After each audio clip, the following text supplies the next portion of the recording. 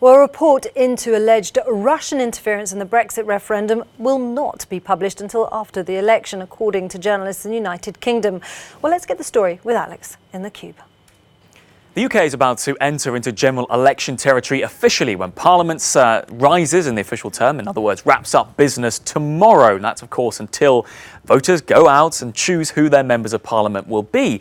Now, there was a real sense that a report into alleged Russian interference in the 2016 referendum, which, let's face it, sort of brought us all to where we are now, there was a real sense that that report should have already been published, certainly before voters went to the polls again. And yet, repeatedly, people from number 10 Downing Street were saying to journalists, there's a very complicated procedure here, it's ongoing, the Prime Minister shouldn't be rushing to get any of this through, things should carry on. Well, over the weekend, this whole debate went up a level, and that is when the chair of the committee who oversaw this research, this investigative research with some of the top intelligence officials in the UK, well, he called those flat-out lies. This is what Dominic Grieve had to say.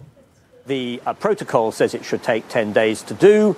And at the end of the 10 days, it had still not been signed off, which is why I raised a point of order in the House of Commons. And seeing that the whole purpose was to produce something which is of information and relevance to the public, it ought to come out now. And it does have a bearing on electoral processes, because we know that the Russians have in other countries interfered in their electoral processes.